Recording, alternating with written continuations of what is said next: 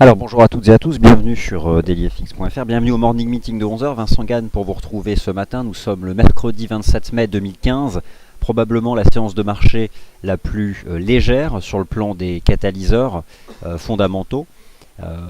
Pas de statistiques américaines d'importance, pas de statistiques européennes d'importance. Une décision de politique monétaire cependant qui sera celle de la Banque centrale du Canada cet après-midi à 16 h heure de Paris. Nous aurons l'occasion d'en reparler notamment dans l'émission Wall Street Insider. Cette semaine, la journée la plus importante c'est vendredi naturellement, avec la seconde estimation du niveau de la croissance économique aux États-Unis au premier trimestre, ce fameux premier trimestre. Janvier, février, mars, doit-on déjà considérer que cette période-là est passée? En tout cas, il est vrai que le mois d'avril rassemble un certain nombre de statistiques qui ont été jugées solides par le marché. Le mois d'avril n'entre pas dans le premier trimestre. Je fais simplement rapidement le point sur les récentes statistiques qui ont été publiées, mais je pense par exemple à l'indice de confiance du consommateur aux États-Unis, ou encore au rebond des prix à la consommation au mois d'avril.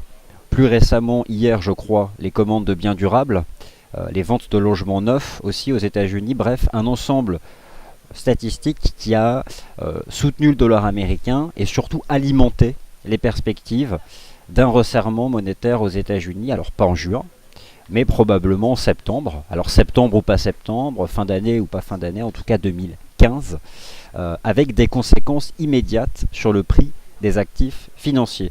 Alors je vais revenir sur ces éléments-là. Naturellement, dans l'actualité, le risque de défaut grec, c'est du continu, c'est du flux continu.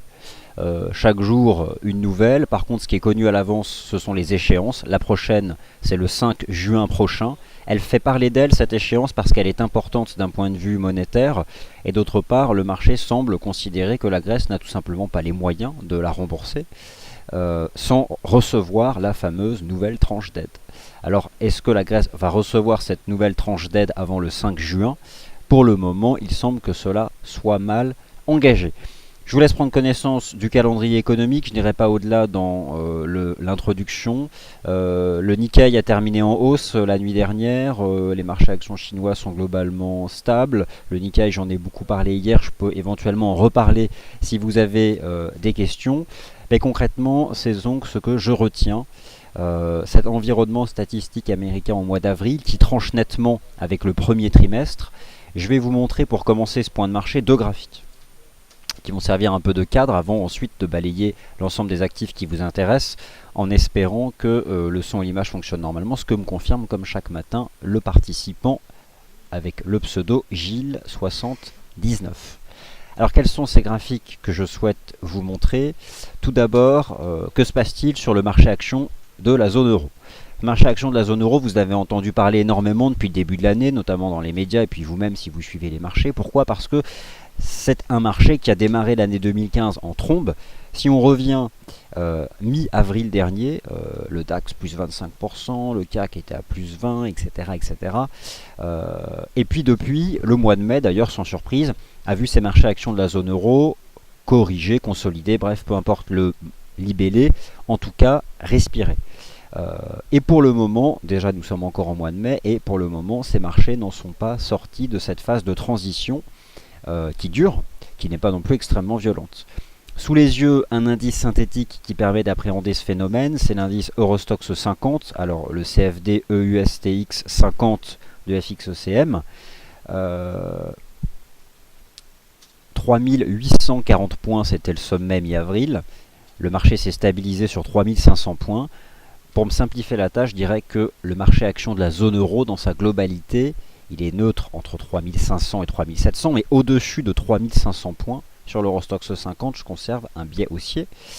3500 points, c'est un seuil qui me semble décisif sur l'Eurostoxx 50, un seuil qui peut tenir.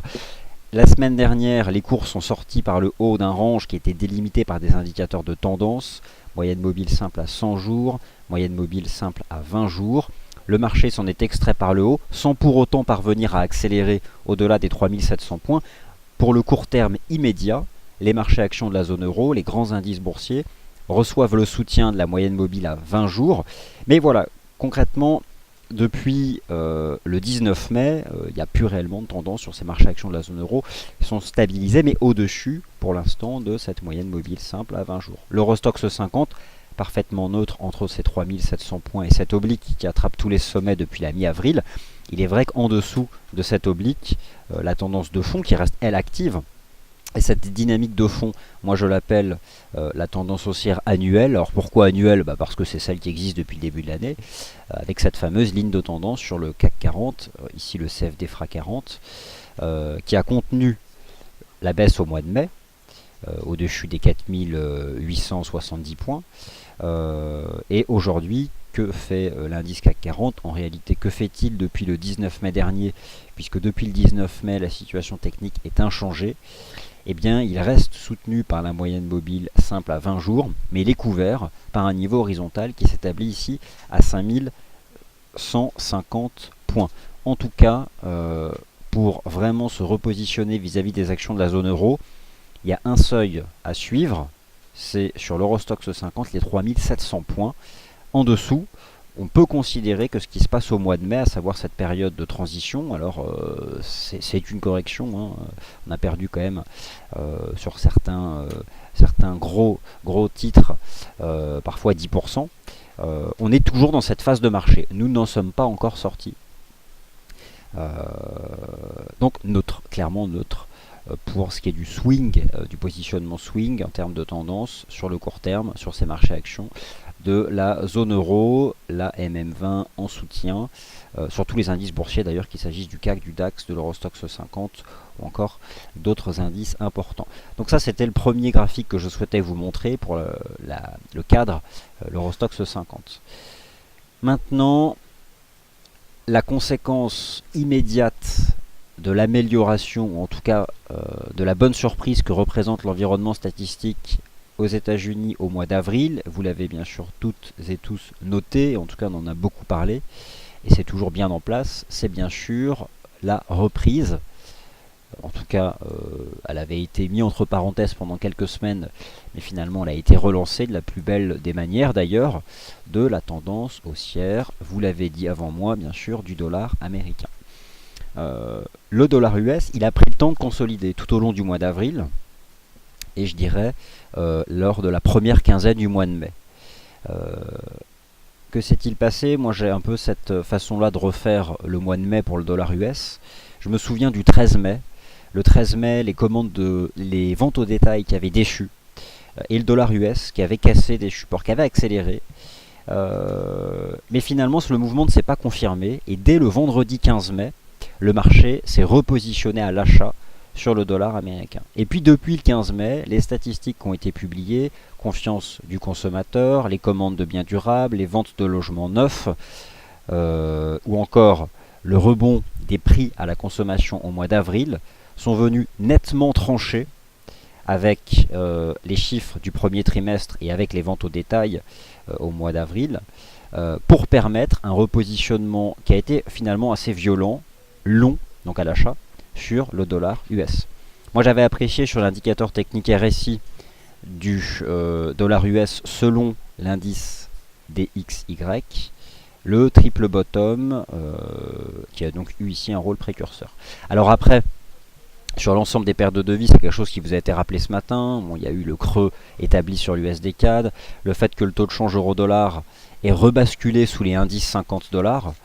Et puis, cette semaine, naturellement, le signal d'achat donné sur le taux de change USD-Yen, qui permet d'envisager la poursuite de la hausse de ce taux de change en direction des sommets de l'année 2007, qui s'établissent à 124,14 yens. D'ailleurs, je crois que la nuit dernière, il y avait les minutes de la Banque centrale du Japon. Vous avez sous les yeux les bougies japonaises intraday en données 4 heures du taux de change USD-Yen. Toujours appréciable. Alors, on pouvait s'attendre à plus, mais ça peut encore accélérer. Vous avez ici les sommets de l'année 2014 à 122 yens. Et vous avez donc ici l'histogramme du volume d'échange réel. Donc, tous les ordres qui sont passés chez FXM, donc à travers le monde, et on peut constater quand même, par rapport à l'histogramme et au volume moyen, un doublement de ce volume d'échange réel à la cassure des 122 yens. Peut-on compter, en effet, on en parlait ce matin avec les collègues, sur un pullback sur 122 yens? C'est probablement le scénario graphique qui serait trop parfait et qui donc a peu de chances d'intervenir. Ce qui se met en place sur le court terme sur le taux de change USD-Yen et qui est à la fois une confirmation du repositionnement haussier sur le dollar US, mais aussi la confirmation de ce que l'on connaissait déjà depuis le milieu du mois de mars, la faiblesse du yen, qu'on a notamment bien suivi sur le taux de change GBP-Yen, rappelez-vous, que nous avons fermement accompagné depuis le piège baissier de la mi-mars.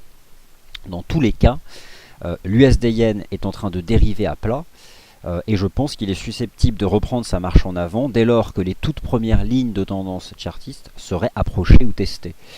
C'est facile de les tracer, hein. Vous prenez votre graphique intraday, je pense que les bougies horaires sont pas mal pour ça, ou les bougies 4 heures, vous prenez le trend en place depuis le milieu du mois de mai, vous tracez les toutes premières lignes de tendance et il est bien probable que, à mesure que les cours dérivent à plat, une impulsion ait lieu. Moi, mon sentiment, c'est que les 124 yens seront rejoints avant vendredi. Vendredi, pourquoi? Parce que c'est justement cette seconde estimation du niveau de la croissance économique aux États-Unis au premier trimestre. Je pense que le marché prendra la peine de faire le mouvement avant les chiffres.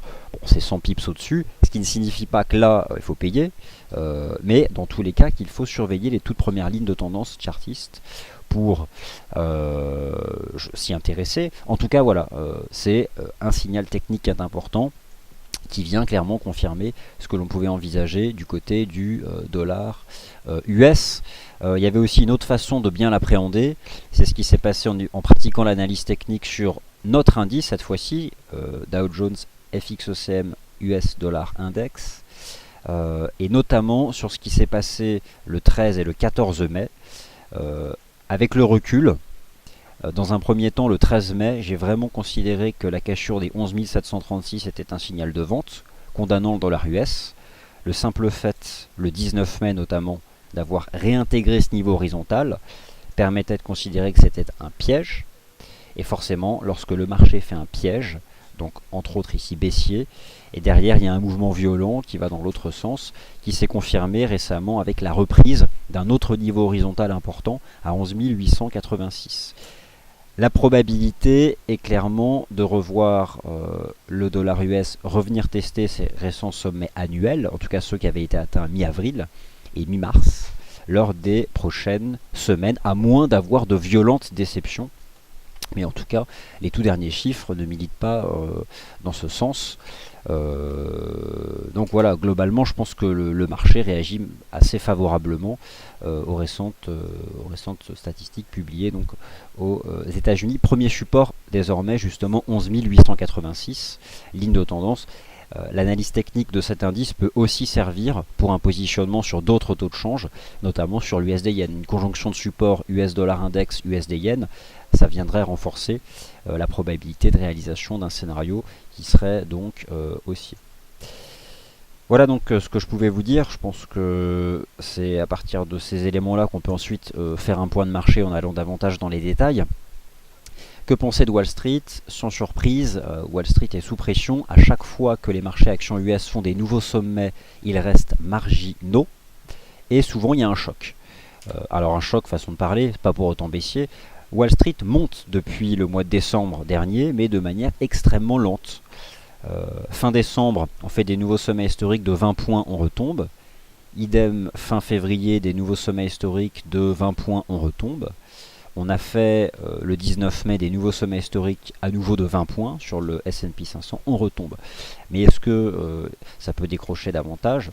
Je ne sais pas. Honnêtement, Wall Street, je pense que le mouvement directionnel est tellement pas linéaire que j'éviterai de me positionner dessus. Mais voilà, je surveille quand même un certain nombre de lignes de tendance. Je sais honnêtement aucune conviction sur ce marché. Il progresse de manière tellement lente. Ce qui est certain, c'est que le fait d'avoir, notamment sur le Dow Jones, rebasculé sous les 18 200, ça le met sous pression. Est-ce qu'on peut revenir tester les 18 200 en tenant les 18 000? C'est possible. Il y a des lignes de tendance qui sont à surveiller, mais honnêtement, ce marché n'est pas assez directionnel. J'aurais donc du mal à m'y intéresser. Alors, les autres taux de change liés au dollar, ensuite je vous parlerai des matières premières et puis d'autres taux de change si cela vous intéresse. Vous laissez traîner sans restriction des questions dans le chat. L'USD Yen, j'en ai parlé. Alors, un instant, je vais redémarrer la plateforme. Petit bug.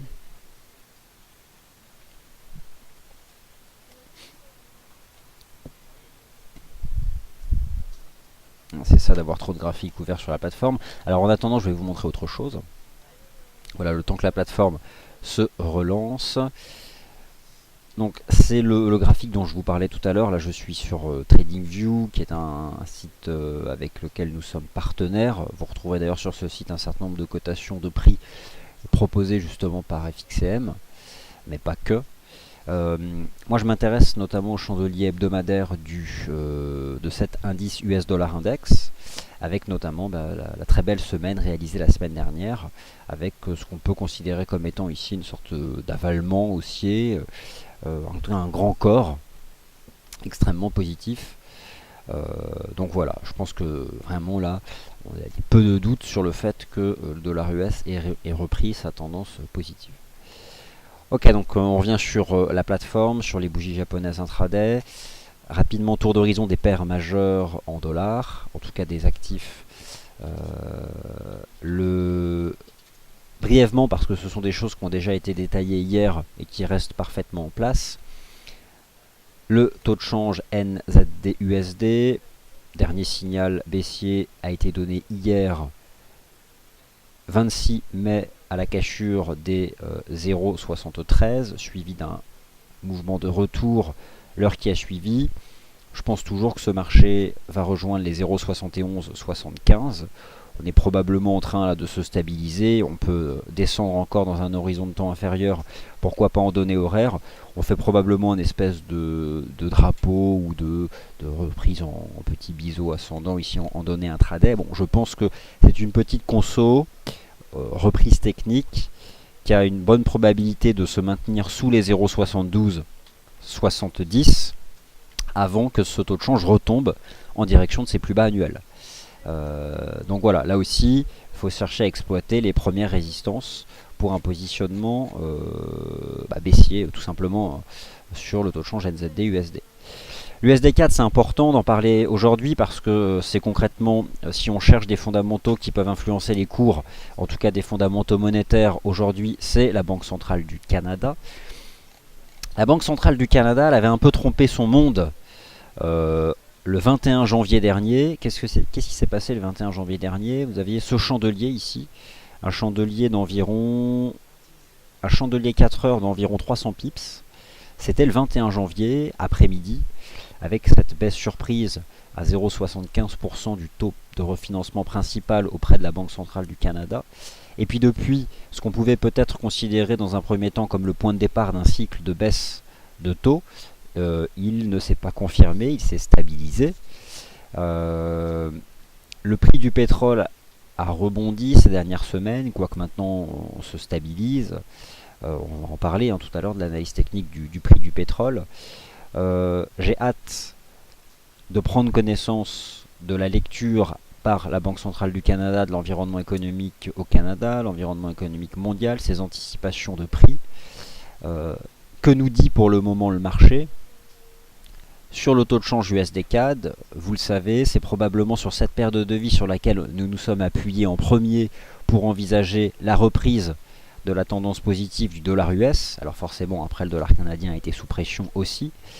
D'un point de vue de l'analyse technique, le fait d'avoir repris les 1,2330, 1,2350, d'être revenu dans ce range qui avait duré quand même plusieurs mois, entre 1,2350 et 1,28, permet d'envisager sur l'USD-CAD une hausse en direction des 1,25 et des 1,2550 à court terme. Est-ce que cela peut se produire cet après-midi? J'ai envie de dire oui, à moins que la Banque centrale du Canada ne donne des éléments en faveur d'un net renforcement du dollar canadien. Mais je pense que ce serait probablement opportun d'utiliser un renforcement de court terme du dollar canadien pour acheter l'USD-CAD. Parce que mon opinion est que c'est probablement le dollar US qui de toute façon reprendra l'ascendant. Et donc ce serait presque une opportunité. Quels seraient les premiers supports? Il y a des niveaux horizontaux, on peut aussi simplement utiliser des lignes de tendance. Si je prends le mouvement haussier en place depuis le 14 mai sur le taux de change USD-CAD, on peut simplement attraper cette ligne de tendance haussière qui passe actuellement aux alentours, bah voilà, oui, des 23,30, quelque chose comme ça.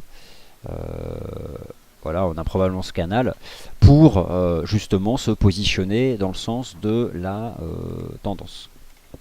Donc, à suivre cet après-midi. La décision, elle est prise à 16h dans l'émission Wall Street Insider. Je vous proposerai un suivi plus complet, cette fois-ci du dollar canadien et des paires de devises en dollars canadiens.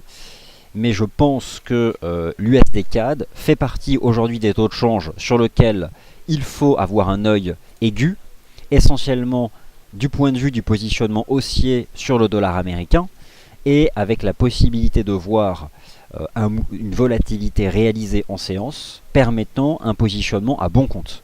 En tout cas, 1,2330, premier support sur le taux de change USD-CAD.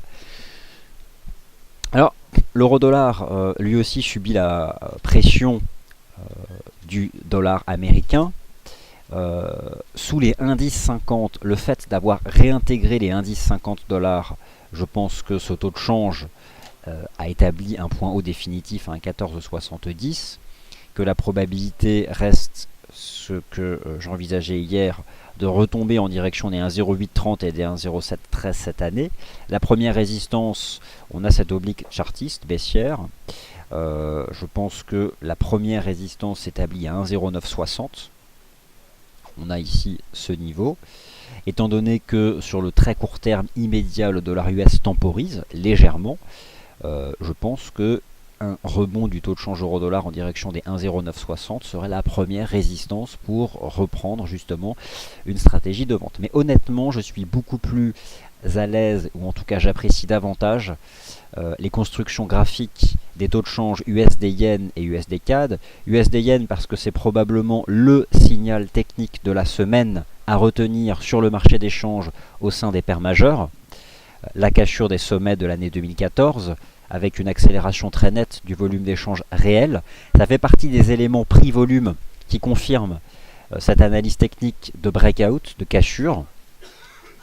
D'autre part, l'USD-CAD aujourd'hui, du fait de la décision de la Banque centrale du Canada. Donc l'euro-dollar, je le mettrais aujourd'hui davantage à la marge, avec un intérêt plus prononcé sur USD-CAD et USD-Yen au sein des paires majeures. Naturellement, le NZD-USD reste aussi un candidat pour viser les plus bas annuels à 0,7175. Que penser du câble ? Alors, le GBP-USD, cette semaine aussi, c'est la semaine des PIB du premier trimestre. Alors vous allez me dire, mais on en a déjà parlé, du niveau de la croissance économique au premier trimestre. Oui, parce que il y a plusieurs estimations. Cette semaine, c'est la seconde estimation. Le Royaume-Uni conserve sa propre monnaie, vous le savez, son propre environnement monétaire, donc ces statistiques qui lui sont propres, et les choses se jouent demain au Royaume-Uni, avec donc la seconde estimation du niveau de la croissance économique mesurée par le produit intérieur brut au premier trimestre, demain à 10h30. Donc voilà, c'est susceptible d'influencer naturellement la livre sterling. Le GBP USD, pour ma part, reste sous pression sous les 1,5550. C'est un niveau technique ici horizontal que je surveille. On a tenté d'accélérer au-dessus, on l'a réintégré. On avait un canal de progression, les cours en sont sortis par le bas le 22 mai.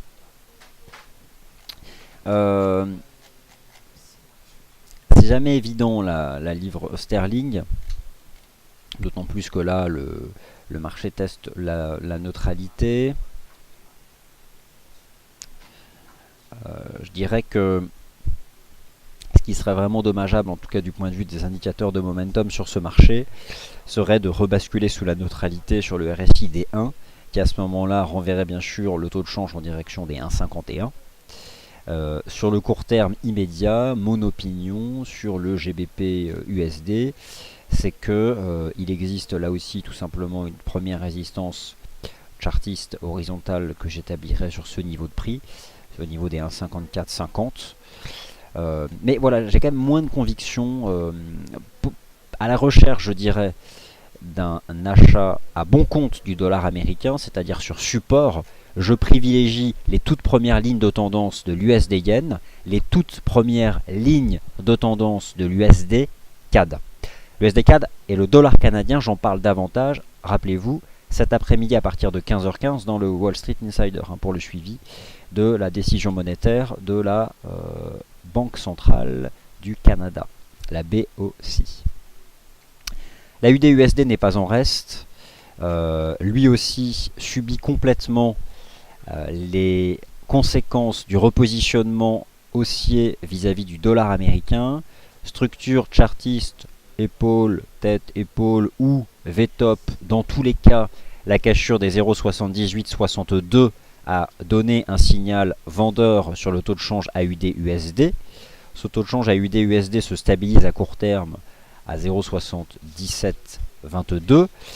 Mais comment je lis les choses sur ce marché? Une impulsion, un petit flat, une impulsion, un petit flat, une impulsion, on fait probablement un petit flat avec ce qui me semble être le plus probable, de voir ce marché retomber en direction des 0,7680 cette semaine.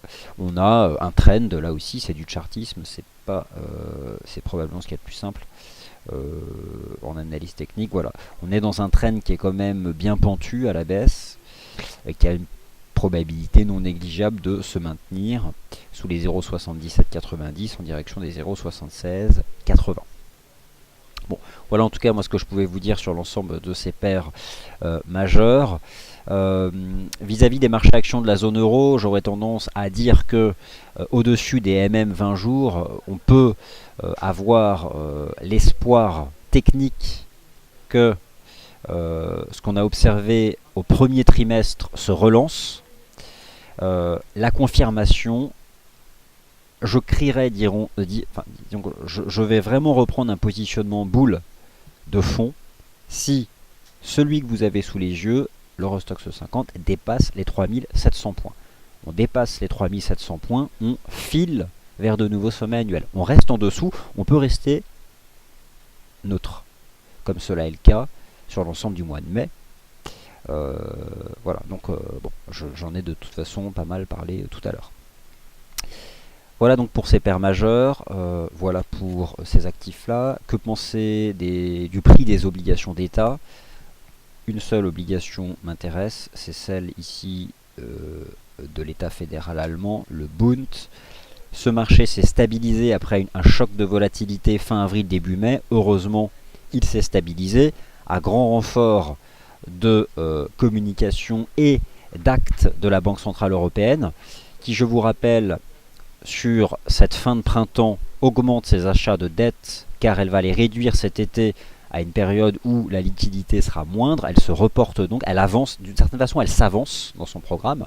Ça participe de la stabilisation des rendements obligataires et donc du prix de ces contrats. Le marché est neutre, ici, sur le Bund. Je pense que on a une zone, en fait, on voit bien dans quoi ce marché se stabilise d'un point de vue chartiste. Je ne vois pas là ici une figure de continuation baissière, mais je pense qu'on a davantage la possibilité de voir prochainement peut-être une accélération au-dessus des 155.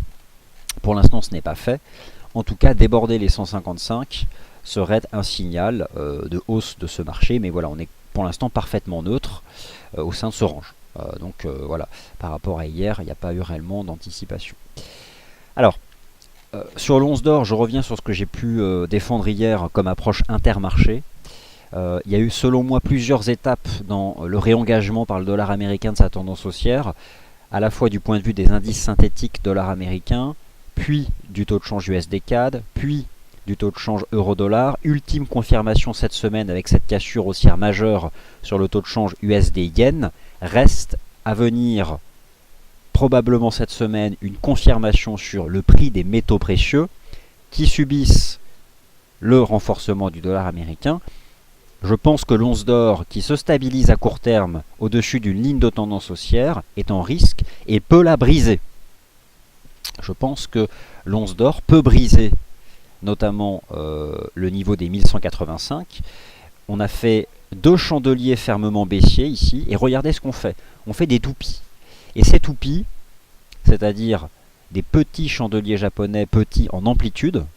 Donc l'amplitude c'est quoi, hein? C'est ce qui est balayé en termes de prix sur l'axe des ordonnées, des petits corps, des micro-mèches, après deux corps fermement baissiers et amples. Je pense qu'on construit une sorte de mât, de drapeau, avant d'avoir un choc. Sur le court terme immédiat, on s'est bien sûr neutralisé entre cette ligne de tendance et les 1200 $. On va faire quelque chose de neutre ici avant ce que j'estime être une nouvelle jambe de baisse en direction des 1178 et probablement des 1170 $. Donc je surveille bien sûr ce range de court terme ici sur l'once d'or. Vous pouvez de toute façon essayer d'affiner en utilisant l'intraday. Est-ce qu'on fait un espèce de wedge, de drapeau? Je sais pas, mais je pense que l'once d'or peut chuter davantage cette semaine et que s'il devait le faire, il le fera avant vendredi.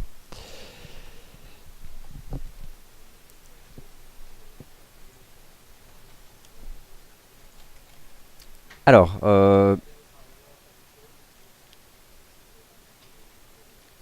Visiteur donc, nous fait part de ses humeurs relatives au news flow grec. Vous en avez assez de la Grèce. Eh bien, en tout cas, c'est en effet une actualité à suivre, mais ça dure depuis des années et ça peut probablement durer encore des mois. Bonjour visiteurs, pourquoi ne proposez-vous pas une émission sur le marché action? Je vous demande encore un peu de patience, c'est promis, le jour où les actions internationales seront disponibles sur la plateforme que vous connaissez tous, la Trading Station. Elles le sont déjà sur la MetaTrader, mais le jour où elles seront disponibles sur la Trading Station, et c'est lors des prochaines semaines. Alors déjà, l'émission Closing Bell de 17h30 va s'ouvrir à un suivi graphique des titres. Mais d'autre part, je pense qu'on va réenvisager les émissions du jour et en dédier une, parmi les 7, au marché action. Soyez patients. Donc ok, l'USD4 j'ai déjà répondu, le SP500 j'ai déjà répondu, je reprends les questions dans l'ordre. L'USD4 c'est fait, on en reparle. Oui, on se retrouve en effet à partir de 15h15 pour la Banque Centrale du Canada, qui j'espère ne fera pas de mauvaise surprise. Je partage le graphique de Ben, qui est un graphique de l'US Oil, qui revient notamment sur cette ligne de tendance haussière, le fait que les cours soient couverts par la MM20, le prix du pétrole s'est stabilisé sur le court terme. Ça c'est votre graphique Ben, le mien c'est celui-ci, qui ressemble de toute façon fortement au vôtre. Le pétrole il s'est stabilisé à court terme, ça c'est un fait, mais il est de toute façon sous pression depuis le début du mois de mai. Je pense que ce marché est devenu complètement neutre à court terme. D'ailleurs, je me demande si on n'aurait pas finalement ce type de figure. On peut probablement attraper cette configuration chartiste ici sur le court terme. Alors, de quoi s'agit-il? Un espèce de biseau descendant? Je sais pas. Ce qui est sûr, c'est qu'à court terme, on a trouvé un support sur les 57,80. Le marché n'a pas accéléré sous les 58, il se reprend. Pour moi, c'est complètement neutre désormais là-dedans.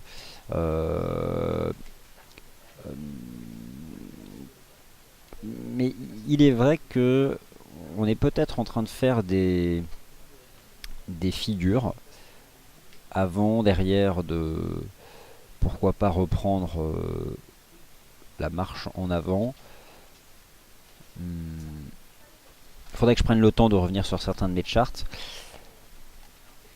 Mais tant sur le UK Oil que sur l'US Oil, on a des compressions chartistes qui se déclinent comme ça depuis le début du mois de mai, qui ont interrompu la phase globale directionnelle. Les cours sont couverts par la MM20 désormais. Après une phase de reprise qui a été techniquement, je dirais, assez limpide à suivre, notamment depuis le piège de la mi-mars, la cassure des 43,50 violemment neutralisée dès le 18 mars. On a eu une phase de hausse qui a culminé le 6 mai. Depuis, je reprends une opinion neutre sur ce marché dans l'attente d'y voir plus clair. Un peu à l'image de ce que je pense sur le Bund. Après le choc de volatilité de la fin avril, début mai, on s'est stabilisé. Ce qui serait haussier sur le Bund, ce serait de franchir les 155. Là, on aurait un signal de reprise du prix de ce marché. Donc à suivre un seuil à 155 sur le prix du Bund. Alors donc bonjour Omer, alors donc, toutes les questions sur l'actualité politique en Espagne, etc. Ce n'est pas l'objet de ce point de marché. Alors, pour ce qui est de la Banque centrale de Nouvelle-Zélande, vous pouvez consulter aisément les consensus sur le calendrier économique, les calendriers économiques qui sont à votre disposition, hein, donc ça c'est pas un souci, notamment donc, le calendrier économique d'EliFX. Maintenant, quand est-ce qu'a lieu la prochaine décision de politique monétaire de la Banque centrale de Nouvelle-Zélande? Vous m'accordez quelques secondes, je cherche cette information et je vous la donne. A priori, ce sera le 22 juillet. Je vérifie quand même qu'il n'y en ait pas une avant. Voilà, on me confirme, Adrien me confirme le 22 juillet. Voilà, c'est le 22 juillet pour la prochaine décision de la RBNZ. Voilà, bah écoutez, je pense avoir répondu à l'essentiel de vos questions. À 13 h, le rendez-vous des day traders avec Sylvain Loganadin. À 15 h 15, je vous retrouve pour un focus sur la Banque centrale du Canada et un tour d'horizon technique des paires en dollars canadiens que j'aurai préparé en amont. Puis je vais essayer de vous rassembler les derniers éléments connus sur le plan statistique en ce qui concerne ce pays. On parlera bien sûr plus en détail du prix du pétrole. Merci d'avoir été attentif, bon appétit et à tout à l'heure.